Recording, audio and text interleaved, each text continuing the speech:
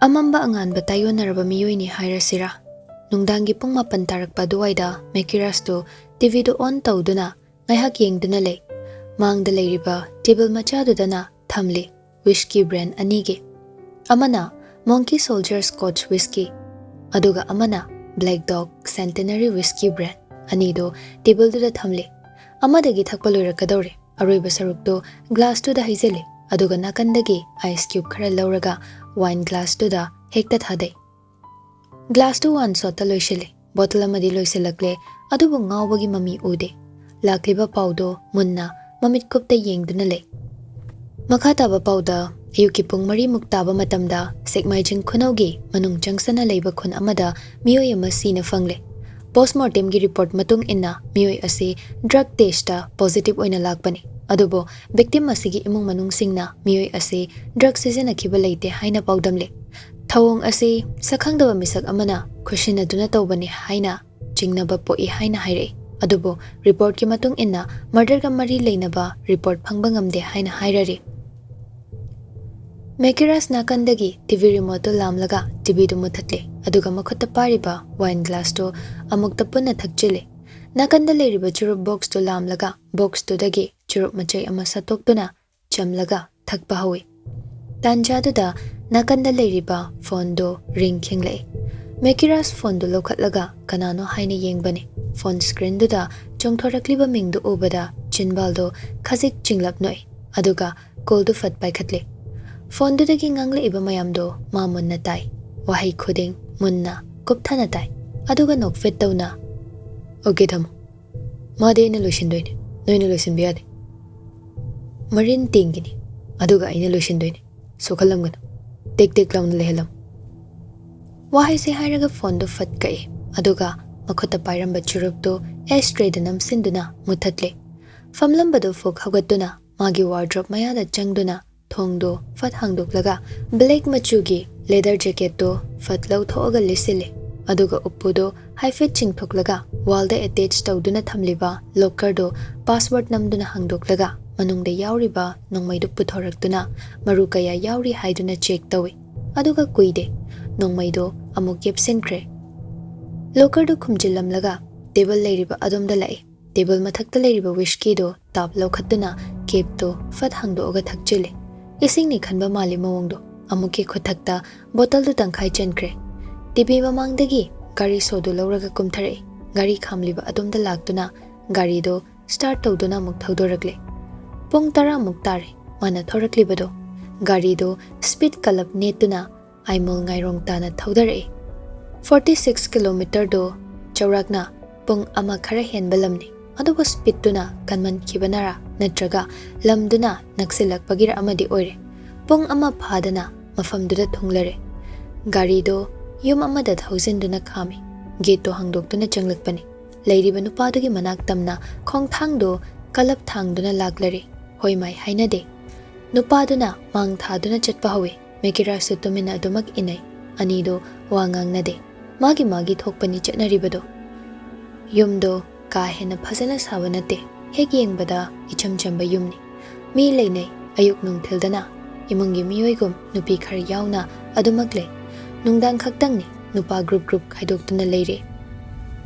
Mafamdo building oina saduna decoration tawduna leiba mafam nate.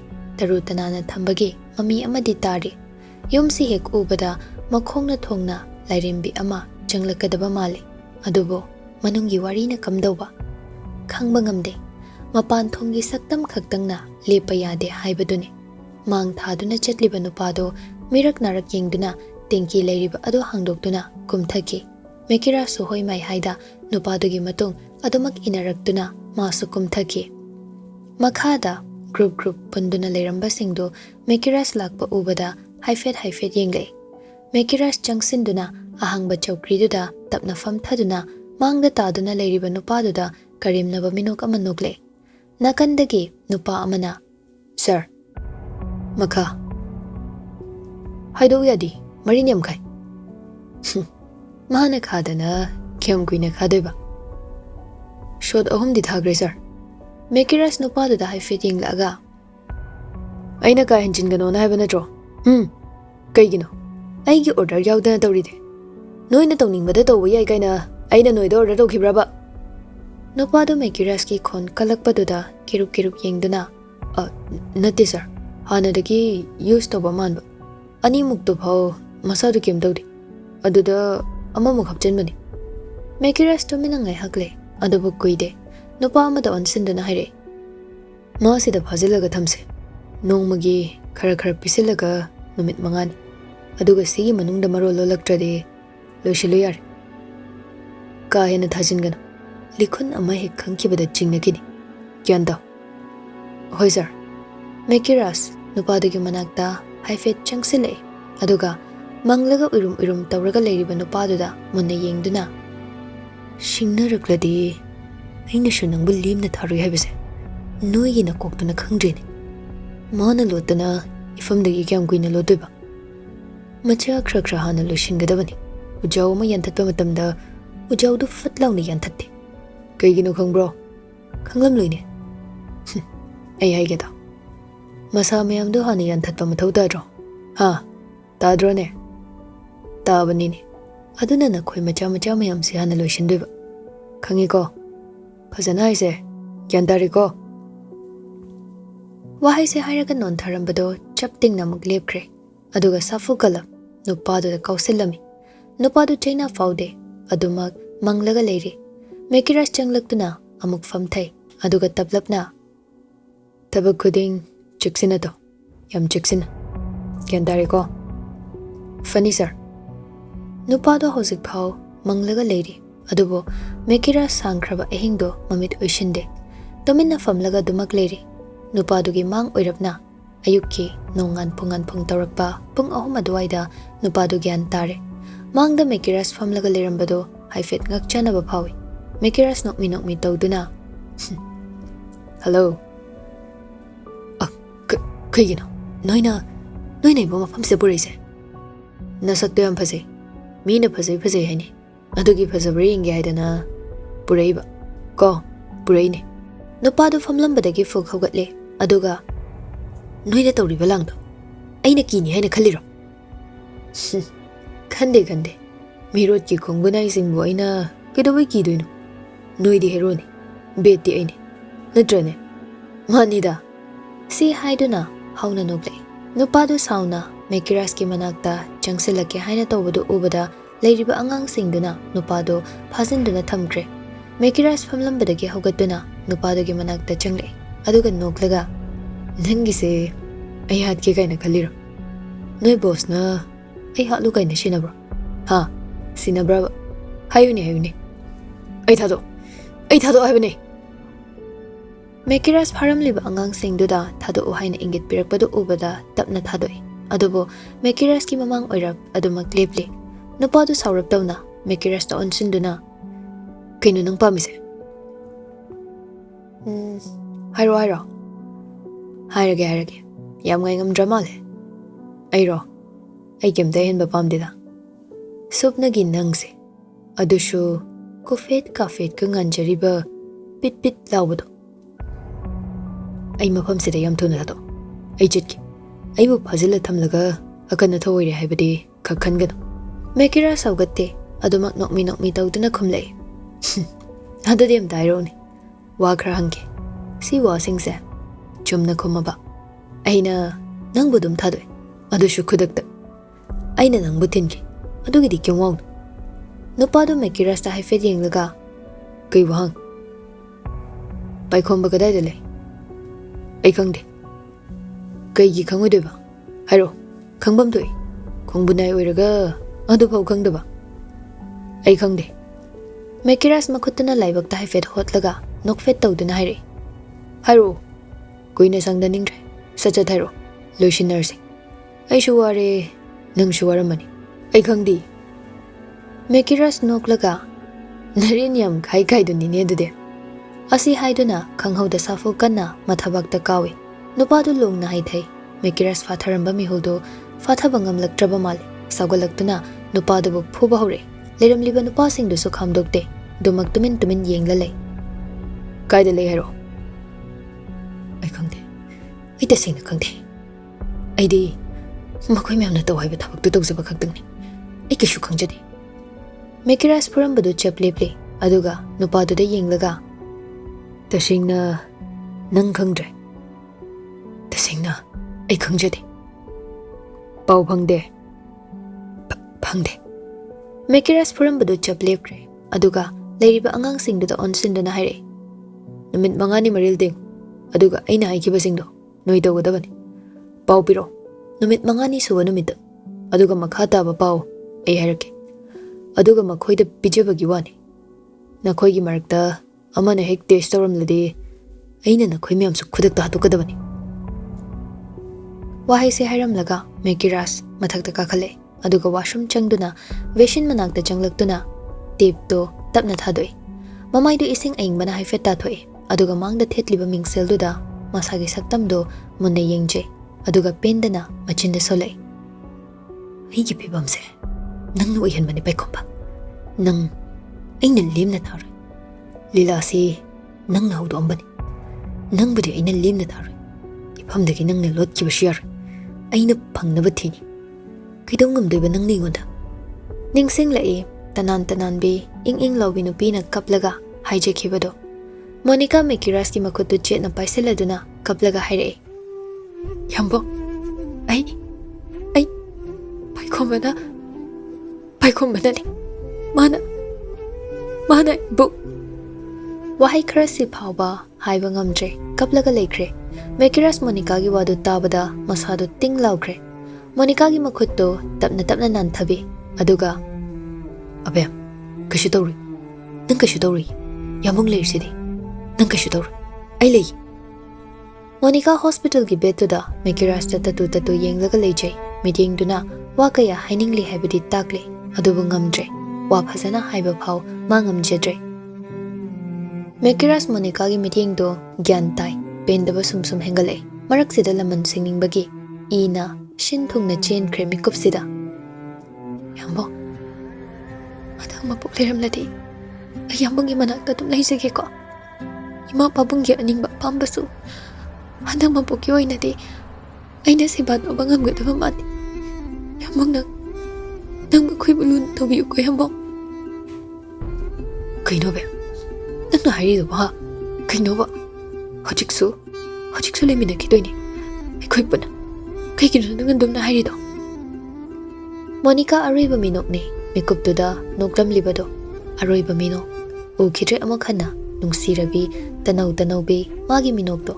Monica Mekiras ki makuto chitna paishalaga yambo haijalagi haibulo balai makoi minok silimane haijaning de haibane makoi ne yate haigi matam loi chalasi haina haire yambo haijalagi ko yambo. Wahai se hairam laga Monica tapna mamito ushinkre bamito amakhana pangla aroi haiba khanglabaso Mekiras thazade panglakani tawshinarini laknarini haina khali noklaga Monica gi lingjumdo haifet nomlaga haire. Abya kaino nang toisibo si mitom ta pangloba yamong nungai timi nang madang jaribo nang ningonda sanarise ha haugatlo babe. Mikup sidaso adumak nau hongnana tari wasingdo tanjaduda pocket yauriba fondo ring kingle. Mekiras ayuk angan basida kanano khanna pocket gi fondo lawthoga haifet screen da yeng Roger calling mingdu uraga Mekiras call du fat pai khatle hello faw haiba nangde phone dagi lipta nangangle. Roger na ayuki pung mari tar se baw nangkai lege ba koi jali hai sag halamdrine na kai lege ba koi jali hawani lamsaon base khara halaba khalubani handrina koi haiba duna nong phadok surprise bige to base mana oine surprise pisile law sat hello ai ngairamagi ai nangi room da lei phone du fat ka kre Mekiras ahing du tumdabaga khara thakchalubaga masado khitang chokthaba phawi mamanabana adumna he khairakpadudadi Mekiras chattaba yadre. Washroom dai thoglaktuna magi kari khamliba adumda lai leiriba angang singduda haiba yaba sinaba yaba khara sinaramlaga gari du thodorakle. Pung manga muktare mana mafamdudagi thoglai ibado halakpasu ꯑꯗꯨꯃꯛ ꯉꯁꯥꯏꯒꯤ ꯁ꯭ꯄꯤꯗꯇꯨꯗ ꯀꯟꯅ ꯊꯧꯔꯛꯏ ꯑꯗꯨꯅ ꯄꯨꯡ ꯐꯥꯗ ꯌꯧꯕꯗ ꯃꯦꯀꯤꯔꯥꯁ ꯒꯥꯔꯤꯗꯨ ꯊꯧꯖꯤꯟꯗꯨꯅ ꯈꯥꯝꯃꯤ Roger ꯆꯨꯔꯤ ꯃꯈꯥꯗ ꯃꯈꯣꯡꯗꯨ ꯌꯥꯟꯊꯗꯨꯅ ꯐꯝꯂꯒ ꯂꯩ ꯃꯇꯧꯗꯨ ꯂꯥꯟꯖꯗꯕ ꯑꯉꯥꯡꯅ ꯐꯨꯕꯤꯒꯅꯨ ꯍꯥꯏꯅ ꯍꯥꯏꯕꯒꯤ ꯃꯑꯣꯡꯗ ꯂꯩꯕ ꯃꯇꯧꯅꯤ ꯃꯦꯀꯤꯔꯥꯁ ꯔꯣꯖꯔꯒꯤ ꯃꯇꯧꯗꯨ ꯎꯕꯗ ꯅꯣꯛꯂꯒ ꯏꯍꯦ ꯀꯩꯗꯧꯔꯤꯕ ꯅꯪ ꯈꯨꯇꯧꯗꯨꯅ ꯀꯩꯅꯣ ꯑꯌꯨꯛ ꯑꯉꯟꯕꯁꯤꯗ ꯀꯩꯅꯣꯕ ꯇꯧꯏꯁꯤ ꯅꯠꯇꯦ ꯀꯥꯏ ꯆꯠꯂꯨꯏꯅꯣꯕ ꯀꯣꯏ ꯆꯠꯂꯨꯏꯕ ꯅꯥꯏꯠ ꯁ꯭ꯇꯦ ꯇꯧꯔꯤꯔꯣ ꯅꯥꯏꯠ ꯁ꯭ꯇꯦ ꯇꯧꯔꯤꯔꯣ ꯍꯣꯏ ꯁꯛ ꯌꯥꯔꯦ ꯂꯥꯎꯁꯦ ꯆꯪꯉꯁꯦ ꯃꯦꯀꯤꯔꯥꯁ ꯆꯪꯁꯤꯟꯗꯨꯅ ꯔꯨꯝꯒꯤ ꯁꯣꯗꯨ ꯍꯥꯡꯂꯒ ꯑꯅꯤꯗꯣ ꯄꯨꯟꯅ ꯏꯃꯨꯡꯗ ꯆꯪꯂꯛꯏ ꯔꯣꯖꯔ ꯔꯨꯝꯗꯨ ꯎꯕꯗ ꯁꯣꯔ ꯑꯁꯥꯡꯕ ꯑꯃ ꯍꯣꯜꯂꯒ ꯃꯦꯀꯤꯔꯥꯁꯇ ꯌꯦꯡꯗꯨꯅ ꯍꯥꯏꯔꯛꯏ ꯅꯪꯕꯨ ꯊꯥꯏꯅ ꯌꯥꯝ ꯅꯥꯟꯈꯤꯗꯥꯏꯅꯦ ꯂꯣꯏꯁꯟꯕ ꯁꯪꯗ꯭ꯔꯕ ꯑꯗꯨꯏꯅꯤ ꯀꯥ ꯍꯦꯟꯅ ꯆꯥꯏꯕ ꯅꯠꯇꯦ ꯀꯩꯅꯣ ꯆꯥꯏꯕꯨꯗꯤ ꯆꯥꯏꯗꯦ ꯑꯗꯣ ꯅꯪꯒꯤ ꯍꯥꯟꯅꯒꯤ ꯈꯨꯠꯂꯩꯗꯨꯒ ꯈꯤꯇꯪ ꯇꯥꯏꯌꯣꯟꯅꯕꯁꯤꯗ ꯑꯩꯁꯨ ꯉꯛꯄ ꯌꯥꯔꯦꯁꯦ ꯍꯥꯟꯅꯩ ꯋꯥ ꯄꯜꯂꯛꯀꯅꯨꯗ ꯂꯣꯏꯈ꯭ꯔꯦ ꯑꯅꯧꯕ ꯄꯨꯟꯁꯤ ꯑꯃ ꯍꯣꯡꯉꯕꯅꯤ ꯔꯣꯖꯔ ꯆꯪꯁꯤꯟꯗꯨꯅ ꯁꯣꯐꯥꯗꯨꯗ ꯐꯝꯊꯩ ꯇꯦꯕꯜꯗ ꯂꯩꯔꯤꯕ ꯕꯣꯇꯜꯗꯨ ꯎꯔꯒ ꯃꯦꯀꯤꯔꯥꯁꯇ ꯄꯩꯔꯞ ꯌꯦꯡꯂꯒ ꯍꯥꯏꯔꯛꯏ ꯌꯨꯅ ꯕ꯭ꯔꯦꯛꯐꯥꯁ ꯑꯣꯏꯔꯕꯣ ꯑꯣꯏꯗꯦꯗ ꯉꯔꯥꯡ ꯊꯛꯑꯝꯕꯩꯅꯤ ꯑꯦ ꯑꯗꯨꯒ ꯀꯥꯏ ꯆꯠꯂꯤꯕ ꯀꯣꯏꯕ ꯆꯠꯂꯨꯏꯅꯦ ꯅꯥꯏꯠ ꯁ꯭ꯇꯦ ꯑꯍꯤꯡꯗꯨꯗ ꯀꯩꯒꯤ ꯀꯣꯏꯕꯅꯣ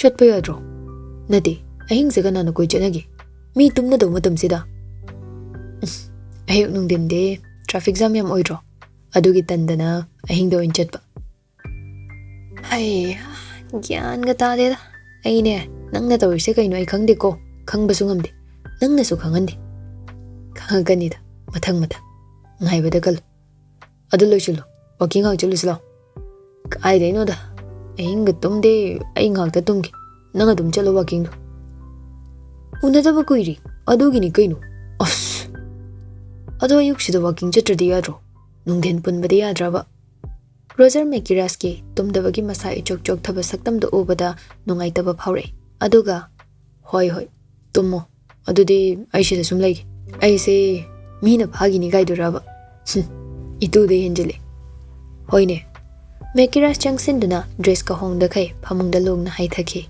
ꯃꯤꯀꯨꯞ ꯐꯥꯗꯦ ꯇꯨꯝꯊꯈ꯭ꯔꯦ ꯔꯣꯖꯔ ꯃꯦꯀꯤꯔꯥꯁꯇ ꯍꯥꯏꯐꯦꯠ ꯌꯦꯡꯂꯝꯂꯒ ꯑꯃꯨꯛ ꯔꯨꯝꯒꯤ ꯑꯀꯣꯏꯕꯗꯨ ꯌꯦꯡꯗꯨꯅ ꯂꯩ ꯔꯨꯝꯗꯨ ꯀꯥ ꯍꯦꯟꯅ ꯆꯥꯏꯕꯗꯤ ꯑꯣꯏꯗꯦ ꯐ꯭ꯂꯣꯔꯗꯨ ꯁꯤꯠ ꯁꯦꯡꯗꯕ ꯈꯛꯅꯤ ꯄꯣꯠꯁꯤꯡ ꯃꯐꯝ ꯆꯥꯅ ꯊꯝꯂꯤ ꯃꯇꯣꯝꯇ ꯂꯩ ꯍꯥꯏꯗꯨꯅ ꯄꯣꯠꯁꯤꯡ ꯃꯐꯝ ꯈꯪꯗꯅ ꯊꯝꯕꯗꯨ ꯑꯣꯏꯗꯦ ꯍꯥꯟꯅꯗꯒꯤ ꯃꯁꯥ ꯅꯥꯟꯅ ꯑꯗꯨꯃꯛ ꯂꯩꯔꯛꯄꯅꯤ ꯑꯁꯨꯛ ꯌꯥꯝꯅ ꯍꯣꯡꯂꯛꯄꯁꯤꯗ ꯁꯤꯃꯗꯤ ꯍꯣꯡꯗꯅ ꯑꯗꯨꯃꯛ ꯂꯩꯔꯝꯂꯦ ꯔꯣꯖꯔ ꯅꯨꯡꯉꯥꯏꯇꯕ ꯈꯖꯤꯛ ꯐꯥꯎꯏ ꯆꯥꯅꯕ ꯃꯃꯥꯟꯅꯕꯅ ꯑꯁꯨꯝꯅ ꯑꯣꯏꯔꯛꯄ ꯃꯇꯧꯁꯤ ꯃꯥ ꯅꯨꯡꯉꯥꯏꯇꯦ ꯁꯤꯡꯅꯕ ꯊꯝꯈꯤꯕꯒꯤ ꯃꯩꯔꯤꯅ ꯈꯥꯡꯕ ꯉꯝꯂꯛꯇꯕꯗꯒꯤ ꯆꯪꯈꯤꯕꯅꯤ ꯑꯀꯤꯕ ꯂꯩꯇ ꯃꯐꯝꯁꯤꯗ ꯔꯣꯖꯔ ꯇꯦꯕꯜꯗꯒꯤ ꯕꯣꯇꯜꯁꯤꯡꯗꯨ ꯂꯧꯔꯒ ꯗꯁꯕꯤꯟꯗ ꯍꯨꯟꯇꯣꯛꯏ ꯑꯗꯨꯒ ꯒ꯭ꯂꯥꯁꯇꯨ ꯀꯤꯆꯟꯒꯤ ꯕꯦꯁꯤꯟꯗ ꯆꯪꯁꯤꯟꯗꯨꯅ ꯆꯥꯝꯊꯣꯛꯂꯒ ꯃꯔꯣꯜ ꯂꯩꯔꯤꯕ ꯒ꯭ꯂꯥꯁ ꯊꯝꯐꯝꯗ ꯊꯝꯈ꯭ꯔꯦ ꯑꯗꯨꯒ ꯐ꯭ꯔꯤꯖꯇꯨ ꯍꯥꯡꯗꯣꯛꯂꯒ ꯀꯔꯤ ꯌꯥꯎꯒꯦ ꯍꯥꯏꯅ ꯌꯦꯡꯏ ꯊꯣꯏꯗꯣꯛꯄ ꯌꯥꯎꯗꯦ ꯀꯨꯏꯅ ꯆꯥꯗꯕꯒꯤ ꯄꯠꯁꯜꯂꯛꯄ ꯑꯦꯟꯁꯥꯡ ꯅꯥꯄꯤꯁꯤꯡꯅ ꯄꯤꯛ ꯊꯜꯂꯤ ꯀꯨꯏꯅ ꯁꯦꯡꯗꯣꯛꯇꯕꯒꯤ ꯃꯅꯝ ꯑꯃꯁꯨ ꯆꯦꯜꯂꯤ ꯔꯣꯖꯔ ꯑꯄꯠꯄ ꯑꯦꯟꯁꯥꯡꯁꯤꯡꯗꯨ ꯄꯨꯊꯣꯛꯇꯨꯅ ꯗꯁꯕꯤꯟꯗ ꯊꯥꯗꯩ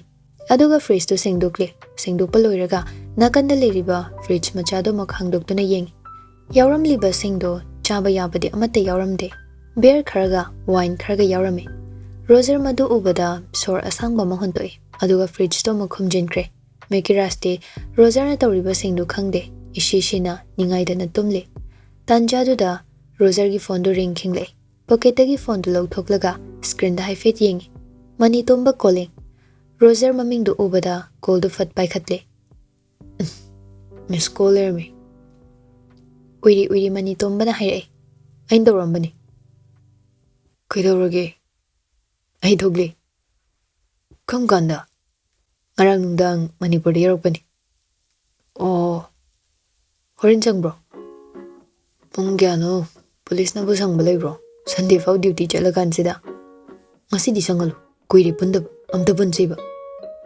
ꯃꯦꯀꯤꯔꯥꯁꯇꯤ ꯍꯥꯏꯈ꯭ꯔꯕꯣ ꯑꯩ ꯃꯣꯏꯗ ꯂꯩ ꯑꯦ ꯂꯩꯕ꯭ꯔꯥꯅꯦ ꯃꯥꯕꯣ ꯇꯨꯝꯃꯤ ꯍꯧꯒꯠꯂꯒ ꯄꯨꯟꯅ ꯂꯥꯛꯃꯤꯟꯅꯔꯒꯦ ꯇꯨꯝꯂꯤꯉꯩꯗꯨꯗꯅꯦ ꯈꯔ ꯐꯨꯖꯜꯂꯝꯃꯣ ꯅꯪꯅ ꯑꯩ ꯉꯝꯗ꯭ꯔꯦ ꯀꯩꯗꯧꯔꯦ ꯅꯍꯥꯟ ꯑꯩꯒꯤ ꯅꯥꯛꯇ ꯂꯩ ꯑꯗꯨꯒ ꯕꯦꯝꯒꯤ ꯀꯦꯁꯇꯣ ꯔꯤꯑꯣꯄꯟ ꯇꯧꯁꯦꯅ ꯍꯥꯏꯔꯤ ꯀꯩꯒꯤ ꯈꯪꯗꯦꯗ ꯃꯁꯥꯁꯤ ꯒ꯭ꯌꯥꯟ ꯇꯥꯗꯦ ꯑꯕꯦꯝꯒꯤ ꯀꯦꯁꯇꯨꯒꯤ ꯅꯠꯇ꯭ꯔꯕ ꯃꯥꯅ ꯆꯍꯤ 2 ꯖꯦꯜꯗ ꯂꯩꯔꯨꯏꯗꯣ ꯑꯗꯨꯒ ꯀꯩꯁꯨ ꯅꯥꯆꯨꯡꯗꯦ ꯈꯪꯗꯦꯗ ꯃꯁꯥꯁꯦ